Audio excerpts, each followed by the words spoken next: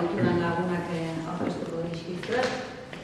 Ezkerrean, Xabier Urdangarin, Astigarragako alkatea, Eskubian Martin Aramendi, Atango alkatea, eta UEMako lehendakaria, eta ni neu Agustin Esola Berrika, Euskadiko alkatea. Uste nahi gehanez, euskararen aurkako ondarraldiek ez dute etenik, eta zenai udalerri euskaldunetan, azken aste luzeetan, lanpostu batzuei zehaztu dizkiegun hizkuntz eskakizunen aurkako helegiteak jasotzen ari gara, eta zehazki gure kasuan, bai Astigarragako udalean eta bai Usurbilgo udalean, hainbat helegite jaso ditugu, udaltzain berriak hautatzeko prozesuetan, zehaztu ditugun hizkuntz eskakizunen aurka. Guk argi daukagu legeen arabera helegite hauek ez dutela helburulekurik, beraz, udalek helegitei emandako erantzunak ezagutaraztea da helburua, eta helegite hauen inguruko gure irakurketa plazaratzen. Beraz, lehenik eta behin, Xabierri pasako diotitza. Eskerrik asko, Agustin. Alaxe da, ez da, azkeneko 3 hilabetetan, hainbat udaletan udaltzainen apustuak betetzeko prozesua martxan jarri ditugu, hain justu ere Usurbilen eta Astigarragan besteak beste, eta helegitea jaso dugu, ez da, helegite batzuk aurkeztu dituzte hizkuntza eskakizunaren mailaren aurka, alegia, bai Usurbilen, bai Astigarragan, eta oro esango nuke udalerri, UEMako udalerrietan mintzat bai, beste askotan ere bai, udaltzainei agentei hirugarren hizkuntza eskakizuna eskatzen zaio, ezta? Horren aurka, adieraziz, bigarren hizkuntza eskakizuna aski dela. Funtsezko gogoeta zein da? Udaltzain batek herritarren aurrean egin behar ditu nahikizunak baloratu behar dira ze hizkuntza eskakizun dagokion erabakiak izateko. Euskaraz bizi garen eta bizi nahi dugun herriotan, herritarrei ahoz zein idatzi zerbitzua euskaraz eta txukun eman nahi baldin badiegu, bigarren hizkuntza eskakizuna ez da nahikoa. Eta hori, askotan egiaztatu ahal izan dugu, besteak beste, ordezkapenetan, ala beharrez, agian, bigarren hizkuntza eskakizuna duten udaltzain interinoak hartu behar izan ditugunean, ezta? Egiaztatu ahal izan dugu, besteak beste keixa jaso ditugulako, eta ikusten dugulako, bigarren hizkuntza eskakizunak ez dula inola ere bermatzen udaltzain horiek behar besteko gaitasuna duterik herritarrekin esan bezala txukuna izango. Udaltzain batek, ahoz azalpenak eman ditu, herritarri azalpenak eman dizkie, ez da soilik segurtasun hutsa, pedagogia ere egin behar du herritarrekin askotan. Eta azalpenak eman behar dizkie, ordenantza bateko zerbait bete dutenean, edo ez dutenean, eta azalpen horiek hizkuntz gaitasun maila txukun bat eskatzen dute. Eta berdin idatziz, udaltzain batek egin behar dituen atestatuetan, edo txostenetan, edo parteetan, erabili behar ditu hizkuntz baliabide ugari. Eta bigarren hizkuntza eskakizuna ez da inora ere nahikoa. Euskaraz bizi garen eta bizi nahi dugun udaletan eta udalerrietan ezinbestegoa langileek enplegatu publikoek euskaraz jarduteko maila egokia izan. Eta hori ziurtatzeko udaltzainen kasuan, hirugarren hizkuntza eskakizunak beharrezkoa da iruditzen zaio.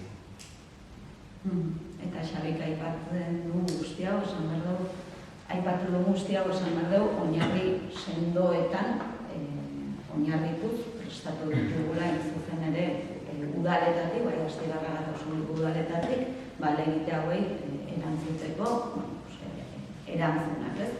Eta hau diogu, egungo legeek ere ematen digutelako aukera, gure kasu honetan udaltzainei hirugarren hizkuntz eskakizuna eskatzeko, hasieran esan dut, helduleku sendoak ditugu, eta helduleku horietan oinarrituz, egin diegu helegite hauei erantzun. Eta horregatik esatea eutsi egingo diegula hizkuntz eskakizune horiei,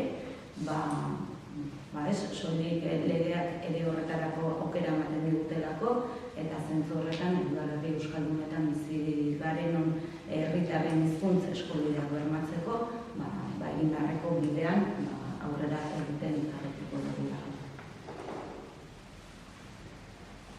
Buenoatik, udalerri euskaldunen mankomunitatetik gure babesa adierazten nahi diegu, Usurbilgo eta Astigarragako udalei, eta baita txalotu ere eredugarri izatea. Eta udaltzainei hirugarren hizkuntza eskakizuna eskatzea. Bialkateek esan duten moduan, hori delako berbe bakarra, udalerri hauetan naturaltasunez herritarrekin komunikatu da izateko. Azken boladan areagotu egin da, euskararen aurkako oldarraldia, ez du etenik, hainbat epaien berri izan dugu, azken hilabeteotan, baina epaien aitzindariak dira era honetako helegiteak. Hauek dira gero, oldarraldia egiten dutenak, eta ez da kasualitatea. Hau guztia, norbaitek nonbait erabakitako zerbait da. Ez da kasualitatea, udalerri euskaldunak izatea orain, helegite hauek jasotzen ari dira.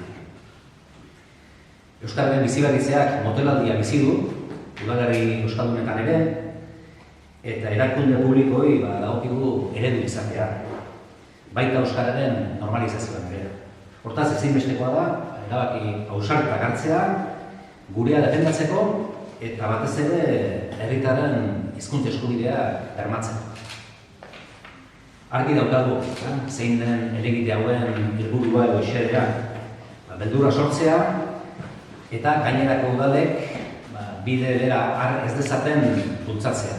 Gainerako udalek hirugarren hizkuntza eskakizuna eskatzea hirukoekin eta bigarren hizkuntza eskakizuna eska dezaten bultzatu nahi dute, jakin arren, argi esan duten moduan, bigarren hizkuntza eskakizunak ez duela bermatzen herritarekiko komunikazioa naturaltasunez gauzatzea. Epaien eta beitegien mehatxua, hori da helegite hauekin udalerri euskaldunei adierazi nahi zen. Mezu argia da, hortik etzazu desegin. Uematik ordea, argi dugu bidea hauxe dela. Beraz, zoriondu egin ditut, Usurbilgo eta Astigarragako udalak, herritarren eskubideen defentsan aritzeagatik, eredu izateko konpromisoari zintzo erantzuteagatik, eta mehatxuen eta oldarraldiaren aurrean ez makurtzeagatik. Eta, era berean, gainerako udalerri euskaldunei ere, konbita edo eskari egiten diegu hauek erakutsi duten bideo hori har dezaten. Hau da, udaltzainen lanpostuen kasuan hirugarren hizkuntza eskakizuna eska dezaten, azken batean hori delako euskara lasai aritzeko bermea. Hoxe laburbilduz, eta gizkitan esan da, argi dago beldurra sortzea dela, helegite hauen helburua, baina udalei eredu izatea dagokigu, eta epaien mehatxu hemenetik euskararen eta herritarren eskubideen defentsan jarraitzea dagokigu eta horretan